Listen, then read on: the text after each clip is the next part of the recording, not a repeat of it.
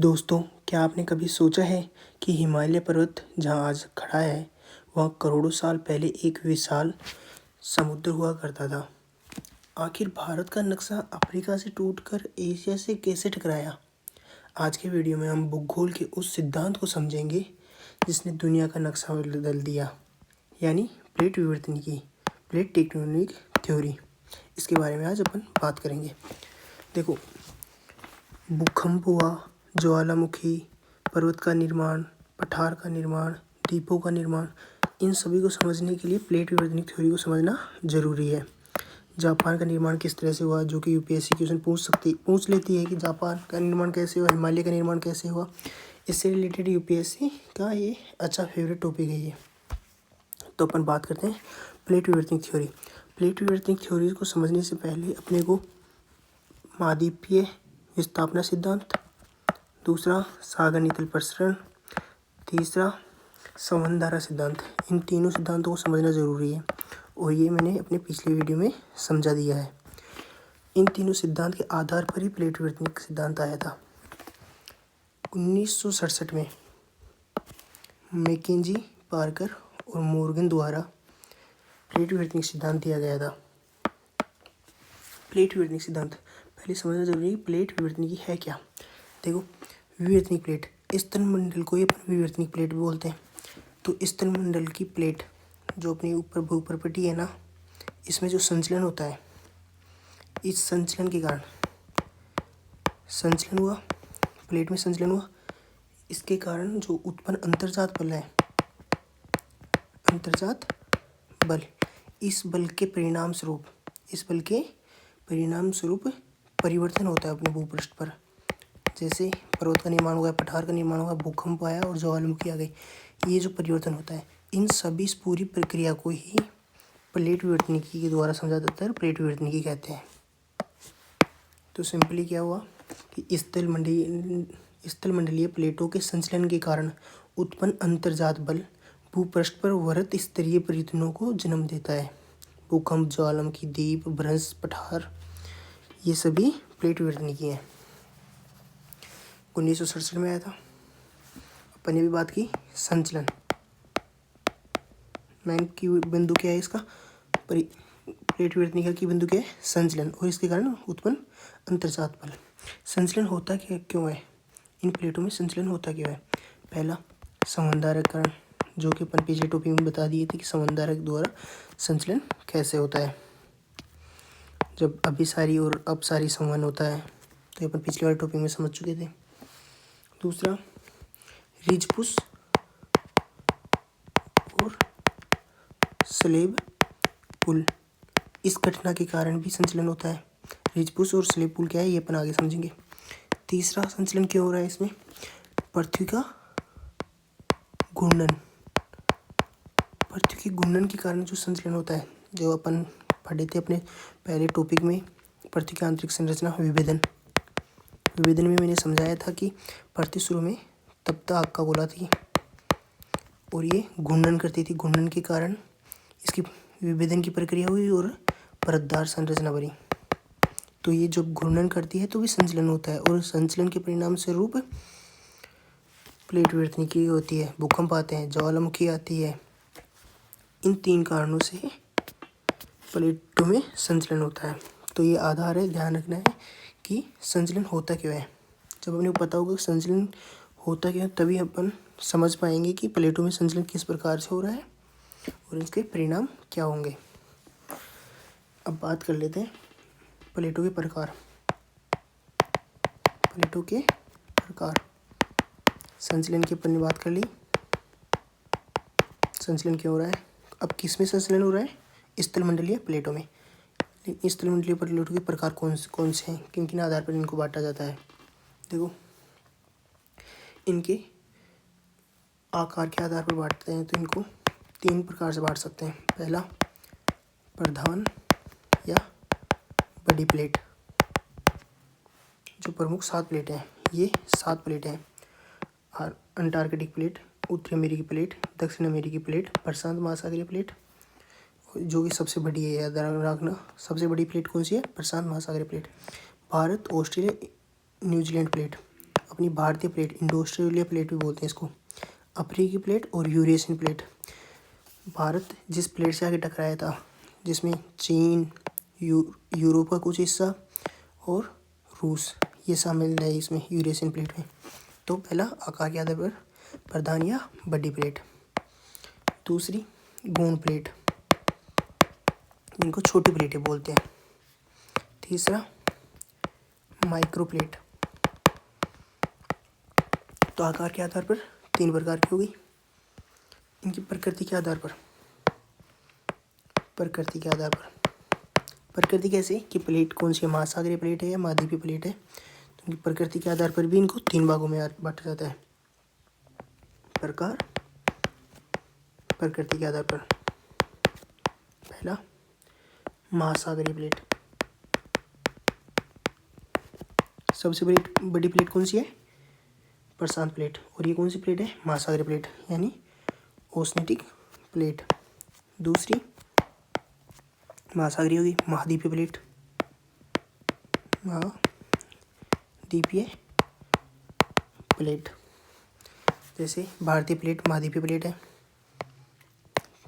तीसरी एक प्लेट और होती है जो महासागरीय और महाद्वीपीय दोनों विशेषता पाई जाती है उनमें, इसमें महाद्वीपीय और महासागरीय प्लेट, इसमें दोनों विशेषता पाई जाती हैं। कॉन्टिनेंट प्लेट, ओशन वाली प्लेट, कॉन्टिनेंट, और इसमें एक ओशन और कॉन्टिनेंट दोनों होता है। जैसे भारत की जो प्लेट थी, इसमें ऊपर जो 33 सागर थे भारतीय प्लेट से जुड़ा हुआ था, तो ये कौन सी भारतीय प्लेट पे ऊपर से वो कौन सी थी, ओशन और कॉन्टिनेंट प्लेट थी।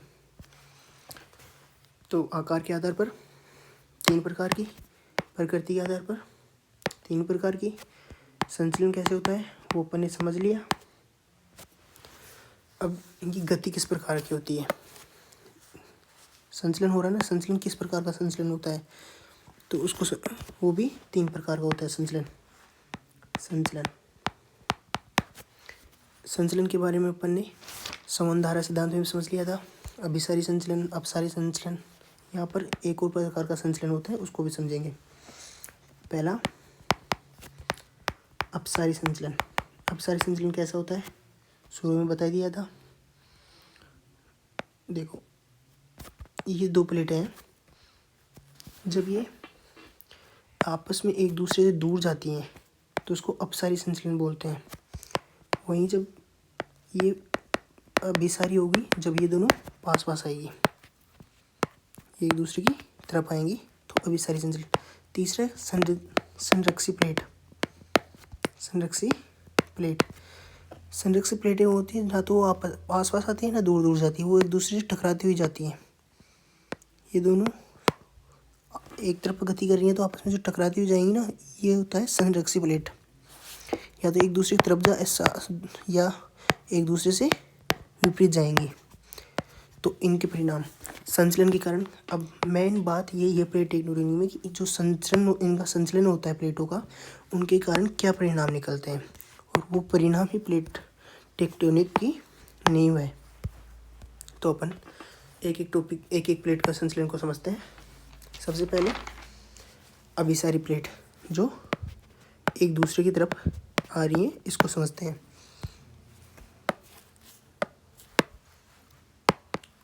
जो अभिसारी प्लेट अभिसारी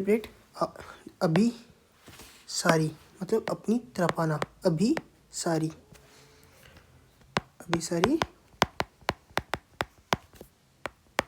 प्लेट।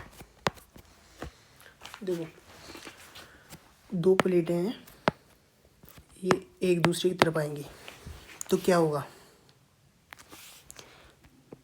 टकराव होगा। इनमें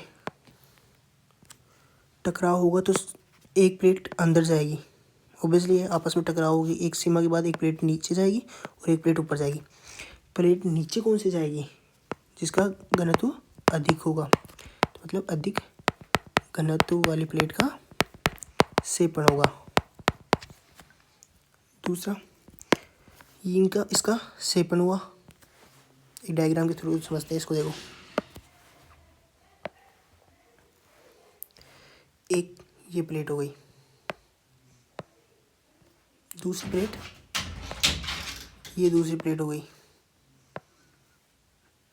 इस प्लेट का घनत्व अधिक था, पहली शर्त घनत्व अधिक था, इसका सेपन हो गया। सेपन होने के बाद अधिक गहराई में जाएगी, अधिक गहराई में जाएगी तो अपन ने पिछले वाले टॉपिक में समझा था कि जब प्लेटें गहराई में जाती हैं तो वो लावा का निर्माण करती हैं, लावा या मैग्मा। वो मैग्मा के रूप में द्रवित हो जाएगी, मैग्मा के रूप में द्रवित हो जाएगी तो ये ज्वालामुखी का निर्माण करेगी। तो दूसरा क्या होगा, ज्वालामुखी का निर्माण। तीसरा, जब ये दोनों प्लेट आपस में टकराएंगी तो ये तो अंदर गहराई में चली गई, इसका तो सेपन हो गया। जो दूसरी प्लेट है, दूसरी प्लेट टकराने के पश्चात इसमें वलन पड़ जाएगा। वही कपड़े वाला एग्जांपल समझो कि जब कपड़ा को अपन दोनों तरफ से आके धक्का मारेंगे तो बीच में सलवटें पड़ जाएंगी और उस सलवटें ही वलन का कार्य करता है। तो इसी तरह का वलित पर्वत, अब समझ में आया ना कि वलित पर्वत का निर्माण किस तरह से होता है। जब दो प्लेटें आपस में टकराएंगी, एक प्लेट का सेपन होगा और दूसरी प्लेट जिसका सेपन हुआ, जिस पर टकराव और संपीड़न बल लगा है, उस संपीड़न बल के कारण वलित पर्वत का निर्माण होगा। तो पहली अभिसारी प्लेट के टकराने से पहला क्या होगा, अधिक घनत्व वाली प्लेट का सेपन होगा।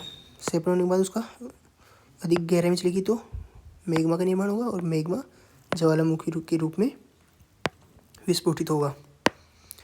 तीसरा, यहाँ पर भूकंप आएंगे, ओबियसली भूकंप आएंगे और भूकंप अधिक गहराई के होंगे। क्यों? क्योंकि ये प्लेट अंदर गहराई में अधिक दूरी पे चली गई तो अधिक गहराई के मूल के भूकंप आएंगे। यहाँ पे अभी सारी प्लेट पर अधिक गहराई भूकंप आएंगे।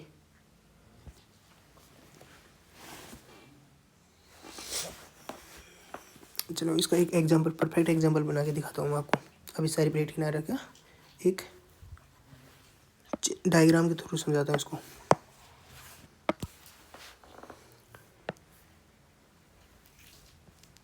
एक प्लेट ये हो गई, दूसरी प्लेट ये हो गई, इन दोनों में अभिसरण हो रहा है, मतलब पास पास आ रही है।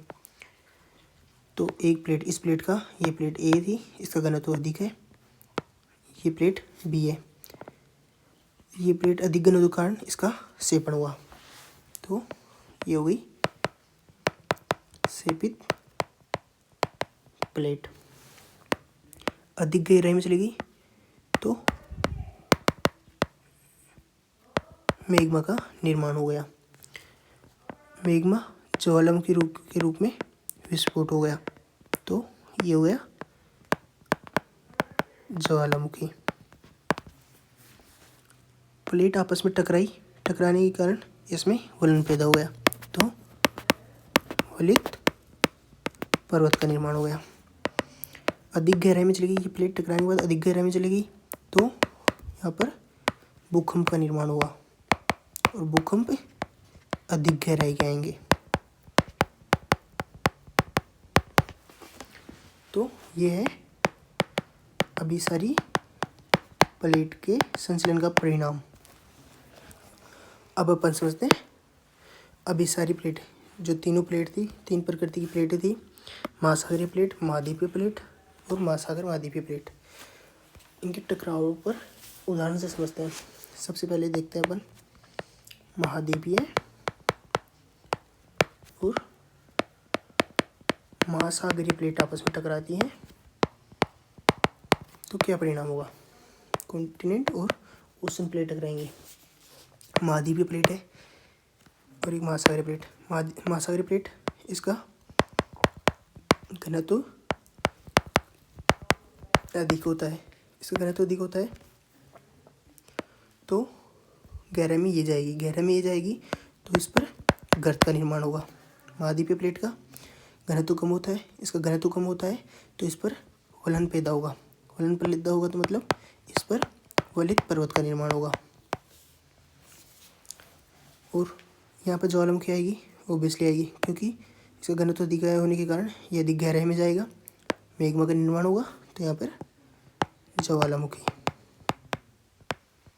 अब एग्जाम्पल देखते हैं। नजका प्लेट, नजका प्लेट और दक्षिण अमेरिकी प्लेट, दक्षिण अमेरिकी प्लेट। जब नजका प्लेट नजका प्लेट कौन सी है? महासागरीय प्लेट है। और दक्षिण अमेरिकी प्लेट कॉन्टिनेंट प्लेट है। तो नजका प्लेट पर गर्त का निर्माण होता है। गर्त निर्माण हुआ, गर्त का नाम क्या है? नजका गर्त, नजका गर्त। और दक्षिण अमेरिकी प्लेट कॉन्टिनेंट पर्वत है, कॉन्टिनेंट प्लेट है, तो यहाँ पर पर्वत का निर्माण होगा। और पर्वत कौन सा बनता है? एंडीज पर्वत, एंडीज पर्वत। अब समझ में आया कि एंडीज पर्वत का निर्माण किस तरह से हुआ था। चलो पहला समझ लिया, महाद्वीपीय और महासागरीय प्लेट आपस में टकराई। तो अब देखते हैं कि महाद्वीपीय जब प्लेट टकराएंगी तो क्या होगा। कॉन्टिनेंट प्लेट क्या अभिसरण।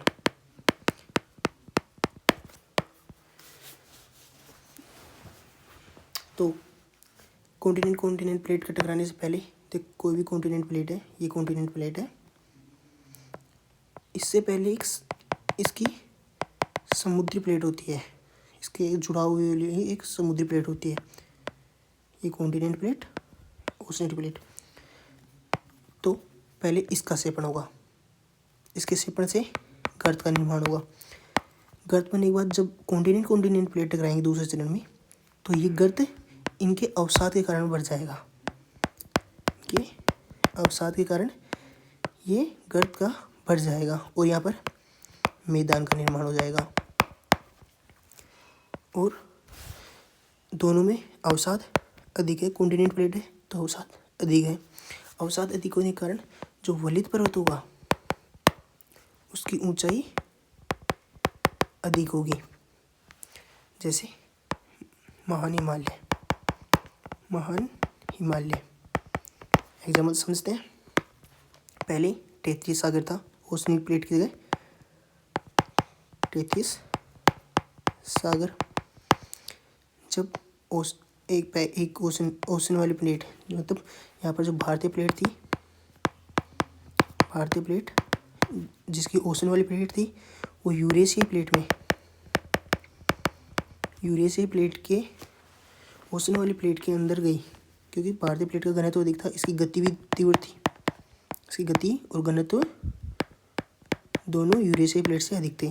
तो इसका सेपन हुआ। तो जो पठार है, मैं उसका नाम बोल रहा हूँ, तिब्बत का पठार का निर्माण हुआ और 33 सागर का समापन हुआ। उसके बाद कॉन्टिनेंट प्लेट, भारतीय कॉन्टिनेंट प्लेट यूरेशियाई कॉन्टिनेंट प्लेट से टकराई। तो पहले से ही भारतीय प्लेट का अंदर सेपन हो रहा था, कॉन्टिनेंट प्लेट टकराई, तिब्बत का पठार निर्माण हो चुका था। तब अब निर्माण हुआ हिमालय का निर्माण, वलित पर्वत का निर्माण हुआ। और इसकी दोनों कॉन्टिनेंट प्लेट थी, अवसाद अधिक थे, गर्त का निर्माण हुआ था, वो गर्त भर चुका था, जो गंगा के मैदान वगैरह का निर्माण हुआ है गर्त भरने के बाद। और कॉन्टिनेंट प्लेट टकराई तो हिमालय का निर्माण हुआ, और हिमालय की इसी कारण ऊंचाई अधिक है। तो कॉन्टिनेंट प्लेट का समझ में आ गया। एक दूसरा एक एग्जाम्पल देख, तो ताज़ा एग्जाम्पल ओशन वाली प्लेट जो अभी सेपित हो रही है, उसका ताज़ा एग्जाम्पल देखते हैं। तो वो है जो भूमध्य सागर है ना, भूमध्य सागर, इसका सेपन हो रहा है। कैसे? भूमध्य सागर की लंबाई चौड़ाई कम होती जा रही है, क्योंकि और एक समय के पश्चात भूमध्य सागर समाप्त हो जाएगा और यहाँ पर एक वलित पर्वत का निर्माण हो जाएगा। क्योंकि जो यूरेशियाई प्लेट अफ्रीकी प्लेट से टकरा रही है, इन दोनों के मध्य में ही तो भूमध्य सागर है। तो इनकी जो दोनों प्लेटों की ओशन वाली प्लेट है वो आपस में टकरा रही है। तो जिस तरह से 33 सागर का समापन हुआ था, उसी तरह से आने वाले समय में करोड़ों साल बाद भूमध्य सागर का समापन हो जाएगा और यहाँ पर एक वलित पर्वत का निर्माण हो जाएगा। तो इसका ये ताज़ा एग्जाम्पल है। अब बात करते हैं जब ओशन वाली प्लेटें टकराती हैं, दो महासागरीय प्लेटें आपस में टकराएंगी। महासागरीय प्लेट, पहले तो महासागरीय प्लेट की एक विशेषता देख लो। इसमें अवसाद कम होता है, घनत्व अधिक होता है। अपन ने पहले वाले टॉपिक में पृथ्वी का आंतरिक संरचना में स्थलमंडल की प्लेट का घनत्व देखा था, ऊपर पट्टी का, और महासागरीय प्लेट का घनत्व अधिक होता है 2.8 से 3 ग्राम क्यूब। इसका घनत्व अधिक होता है महाद्वीपीय प्लेट से। तो दोनों महासागरीय प्लेट का घनत्व अधिक है। अब कौन सी वाली प्लेट अधिक अंदर जाएगी? घनत्व अधिक है तो पहले दोनों में टकराव होगा तो दोनों नीचे की तरफ सेपित होंगे।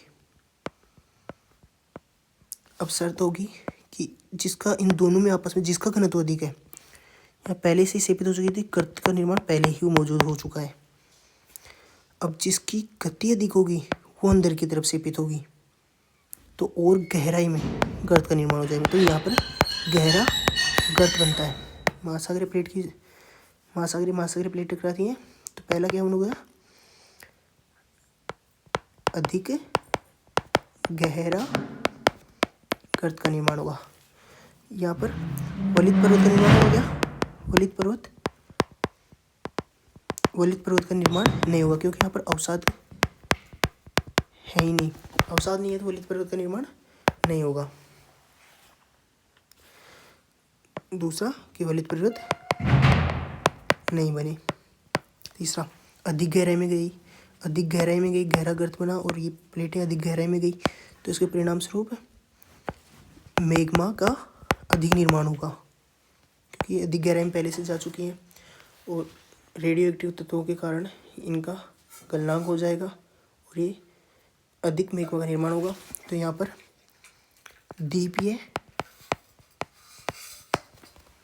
द्वीपों का निर्माण हो जाएगा यहाँ पे, क्योंकि जब ज्वालामुखी फूट के बाहर आएगी तो द्वीपों का निर्माण कर देगी। तो जो जापान का, इंडोनेशिया, ये जो देश हैं ये द्वीपों पे बने हुए हैं और इनका निर्माण महासागरीय प्लेट के टकराने के कारण हुआ है। अब समझ में आया कि जापान का निर्माण कैसे हुआ और जापान के निर्माण में कौन कौन सी प्लेटें टकराई थी। जापान के निर्माण में प्रशांत महासागर, प्रशांत प्लेट, फिलीपींस प्लेट और यूरेशियाई प्लेट।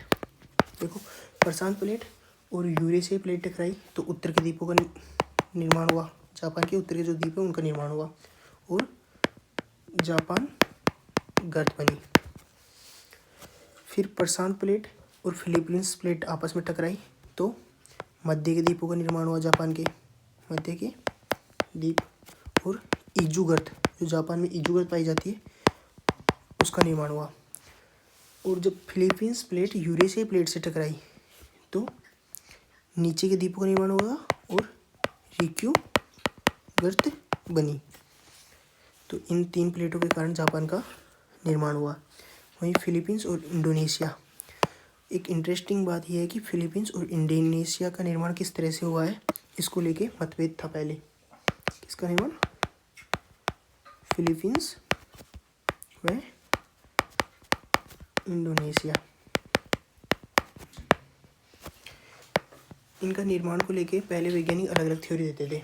जो वेगनर महोदय हैं, महाद्वीपीय विस्थापन सिद्धांत दिए थे वेगनर महोदय, इन्होंने तो क्या बोला कि गति की असामंजस्य के कारण जब प्लेटों का पश्चिम की तरफ विस्थापन हो रहा था, इनका ये तो मानना था कि ज्वारीय बल के कारण प्लेटें पश्चिम की तरफ गति की हैं, तो गति में सामंजस्य नहीं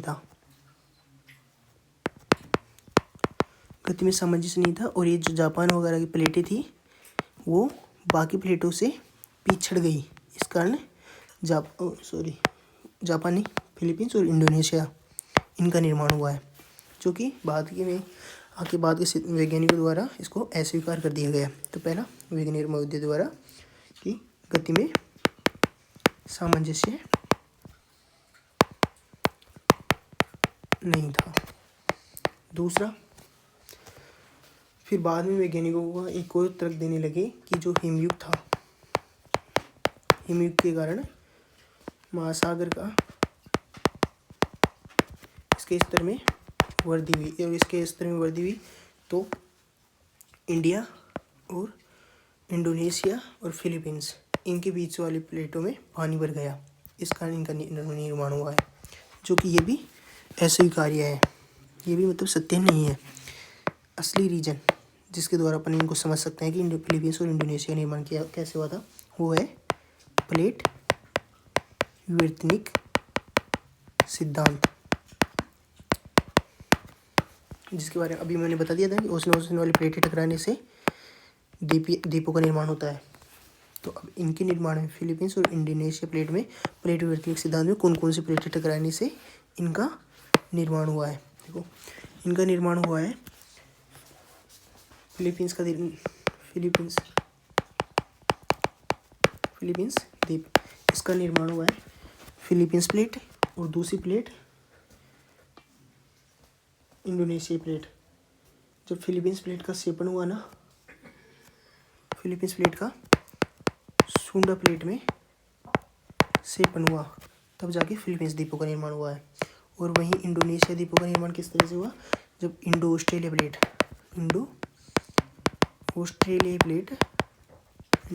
प्लेट का सेपन सुंडा प्लेट में हुआ। इसका सेपन हुआ सुंडा प्लेट में, तब जाके इंडोनेशियाई द्वीपों का निर्माण हुआ है। तो समझ में आया कि फिलीपींस द्वीपों का और इंडोनेशिया द्वीपों का निर्माण किस तरह से हुआ है। तो इस प्रकार अभी सारी प्लेट संचलन के कारण क्या क्या परिणाम हुए उसको समझ लिए। इसमें ओशन प्लेट टकराई, ओशन कॉन्टिनेंट प्लेट टकराई, कॉन्टिनेंट प्लेट टकराई, इनके परिणाम क्या होते हैं इनको अपन डिटेल में समझ लिए हैं। अब बात करते हैं अपसारी प्लेट किनारा। अपसारी प्लेट संचलन। अपसारी प्लेट संचलन, देखो, जब दो प्लेटें एक दूसरे से दूर जाती हैं, अपसारी मतलब एक दूसरे से दूर जा रही है, तो यहाँ पर क्या हुआ, ये हो गया भ्रंश का निर्माण। भ्रंश से मैग्मा उद्गारित होगा। ये आपने वहाँ पर मध्य महासागरीय कटक में देखा होगा, जब अपन ये समझ रहे थे कि सागर नीतल प्रश्न वाला सिद्धांत समझ रहे थे, तब मैंने बताया था कि दो प्लेटें अपसारी क्षेत्र में से मैग्मा का उद्गार होता है। मैग्मा का उद्गार होने के बाद भ्रंश का निर्माण होगा, और इस भ्रंश से लावा बाहर निकलेगा, और लावा बाहर निकलेगा तो पठार का निर्माण करेगा या फिर मैदान का निर्माण करेगा। तो अपसारी प्लेट के किनारे से क्या होता है, या तो पठारों का या मैदान का निर्माण होगा। एग्जाम्पल देखते हैं इसके। मध्य महासागरीय कटक, जिसका एक प्रमुख उदाहरण है अटलांटिक कटक। जो अटलांटिक महासागर है ना, उसके बीच में कटक मौजूद है, वो अपसारी प्लेट संचलन का परिणाम है। और दूसरा जो भी ताज़ा निर्माण हो रहा है अफ्रीकी भ्रंश घाटी। क्या आपको पता है अफ्रीका 2 भागों में टूट रहा है?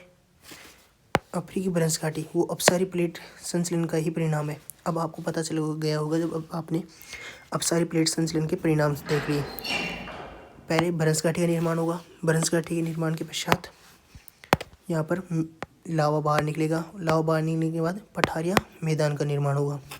ये परिणाम होता है अपसारी प्लेट संचलन के कारण।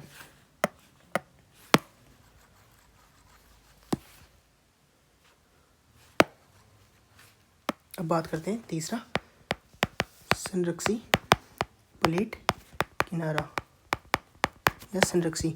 जब दो प्लेटें आपस में एक दिशा में गति कर रही हैं और आपस में टकराती हुई जा रही हैं, एक दूसरे से विपरीत दिशा में गति कर रही हैं लेकिन आपस में टकराती हुई जा रही हैं, उसको संरक्षी प्लेट, संचलन या किनारा बोलते हैं। एग्जाम्पल इसका देखते हैं, यूएसए के कैलिफोर्निया।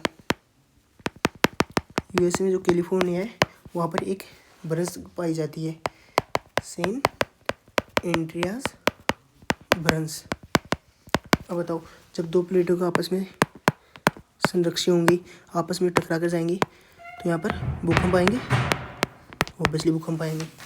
और यहाँ पर तो बहुत ज़्यादा बार बार भूकंप आएंगे क्योंकि यहाँ बार बार टकराव होगा, इसलिए भूकंप की मात्रा अधिक होगी। जैसे सेंट एंड्रियास ब्रंश में कौन कौन सी प्लेटें गई आपस में संरक्षण हो रहा है, इसमें उत्तरी अमेरिकी प्लेट है एक, तो उत्तरी अमेरिकी प्लेट। दूसरी प्लेट कौन सी है, प्रशांत महासागर प्लेट, प्रशांत महासागर प्लेट। इनका ये आपस में टकरा के जा रही हैं, इसके कारण सेंट एंड्रियास ब्रंश का निर्माण हुआ है और यहाँ पर भूकंप बहुत अधिक मात्रा में होता है। ये कहाँ पर है, ये कैलिफोर्निया में है।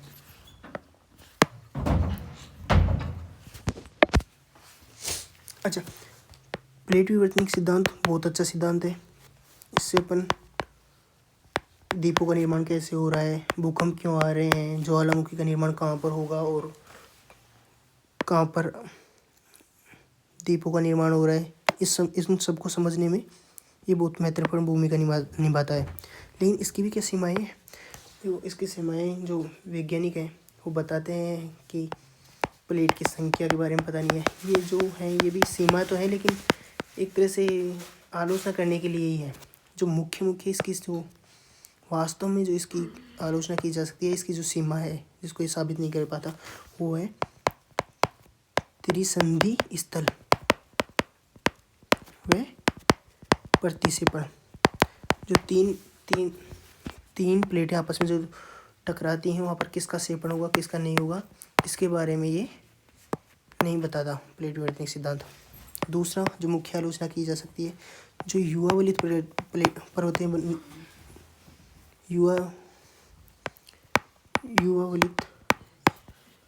प्लेटें हैं, इनकी व्याख्या नहीं करता ये। तीसरा अंतरा प्लेट ज्वालामुखी। प्लेट विवर्तनिक सिद्धांत के द्वारा बताता है कि ज्वालामुखी कहाँ और क्यों आ रही है। लेकिन इसने जो अंतरा प्लेट ज्वालामुखी होती है वो क्यों आती है इसके बारे में उसने नहीं बताया, इसका क्या परिणाम होता है उसके बारे में नहीं बताया। देखो, अंतरा प्लेट ज्वालामुखी, इसके बारे में अपन ज्वालामुखी वाले चैप्टर में पढ़ेंगे, जो कि अगले वाला चैप्टर होगा ज्वालामुखी वाला चैप्टर, उसमें इसको पढ़ेंगे। देखो, अंतरा प्लेट ज्वालामुखी के बारे में थोड़ा नॉर्मली बता दूं तो जो भारत का दक्कन का पठार है, दक्कन का पठार, इसका निर्माण अंतरा प्लेट ज्वालामुखी के कारण हुआ था। यानी मेंटल प्लूम भी बोलते हैं उसको और हॉट स्पॉट भी बोलते हैं। इसके बारे में अपन अगले वाले टॉपिक में समझेंगे। अब कुछ अतिरिक्त जानकारी है, प्लेट विवर्तनिक सिद्धांत का कंप्लीट हो गया। जो कुछ अतिरिक्त जानकारी है जो पीटी के अकॉर्डिंग इम्पोर्टेंट है वो देख लेते हैं। देखो, 7 प्लेटें हैं, कौन कौन सी, अंटार्कटिक प्लेट, उत्तरी अमेरिकी प्लेट, दक्षिणी अमेरिकी प्लेट, प्रशांत महासागरीय plate, Bharat Australia New Zealand plate, अफ्रीकी प्लेट और यूरेशियन प्लेट। कुछ छोटी और महत्वपूर्ण प्लेट भी हैं, Cocos, Nazca, Arabian, Philippines, Caroline, Fiji. इनके बारे में लोकेशन आप गूगल पर कर लेना और बहुत ज़रूरी है। यूपीएससी पीटी में क्वेश्चन आ सकते हैं यहाँ से, ये इंपॉर्टेंट टॉपिक है।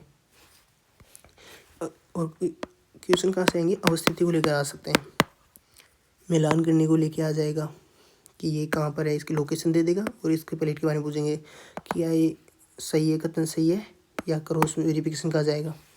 तो ये इंपॉर्टेंट है, एक बार यूट्यूब कर लेना। अपने प्लेट सीमाओं के प्रकार, इसके बारे में बात कर ली, अपसारी सीमा की बात कर ली, अभिसारी प्लेट बात कर ली, अभिसारी, अपसारी और रूपांतर सीमा।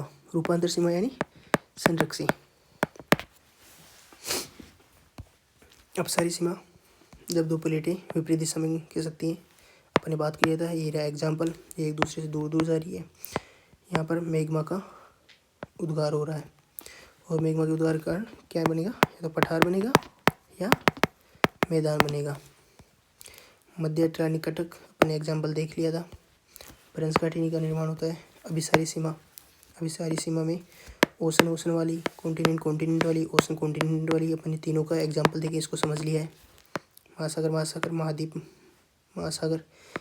महाद्वीप मेन चीज़ें बता रखा है कि इसमें क्या बनेगा क्या नहीं बनेगा, कौन सा वलित पर्वत बनते हैं, किसमें ज्वालामुखी पर्वत और गर्त बनते हैं, किसमें द्वीप बनते हैं।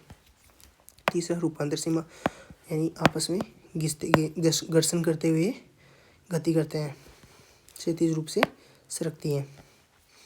भारतीय प्लेट का संचलन, अपन ने इसको समझ लिया है। भारतीय प्लेट किस तरह से यूरेशियाई प्लेट हो जाती है और हिमालय का निर्माण होता है। आगे वाले टॉपिक में जब भारत के बारे में बात करेंगे तो अपन इसको विस्तार समझेंगे। हिमालय की जो तीनों श्रेणियाँ हैं और तिब्बत का पठार है, इन सब का निर्माण किस तरह से हुआ वो अपन आगे टॉपिक में समझेंगे। गोंडवाना लैंड का हिस्सा थी, यूरेशियाई प्लेट से टकराई, महाद्वीप का विसरण हुआ है यहाँ पर। 33 सागर के अवसादों के वलन कारण हिमालय पर्वत श्रृंखला का निर्माण हुआ। अब यूपीएससी प्रीलिम्स को लेके जो इम्पोर्टेंट फैक्ट है वो रिंग ऑफ फायर। जैसे रिंग ऑफ फायर प्रशांत महासागर है ना, ये जो प्रशांत महासागरीय प्लेट है, इसके चारों तरफ ज्वालामुखियों की एक रिंग बनी हुई है, इसको अपन रिंग ऑफ फायर बोलते हैं। ज्वालामुखी वाले टॉपिक में इसको समझेंगे नेक्स्ट टॉपिक में। मतलब प्लेटों की गति, साक्ष्य, ड्राइविंग फोर्स, इन चारों को एक बार आप नज़र से देख लेना। अभ्यास के लिए प्रश्न, लघु प्लेटें और स्थान, और इसका उत्तर दिया गया है। आप बिना उत्तर के देखें, एक बार इस क्वेश्चन को अटेंड करने की कोशिश करना। मुख्य परीक्षा को लेकर प्रश्न, यूपीएससी 2014 में मेंस में 2014 में इस टॉपिक से प्रश्न पूछा गया है। विश्व की वलित पर्वत प्रणालियाँ महाद्वीपों के किनारों पर ही क्यों स्थित होती हैं। देखो ये अपन ने समझा है ना कि महाद्वीप के किनारे पर वलित पर्वत का निर्माण क्यों होता है, और ये 2014 में प्रश्न पूछा गया है। ये यहाँ पर उत्तर किस तरह से लिखना चाहिए मेंस का, उसको लेकर रूपरेखा दी गई है। ओके ठीक है, प्लेट विवर्तनिक सिद्धांत कंप्लीट हुआ। नेक्स्ट टॉपिक होगा ज्वालामुखी, और उसके बाद भूकंप, चट्टानी और सुनामी के बारे में बात करेंगे। Okay bye bye.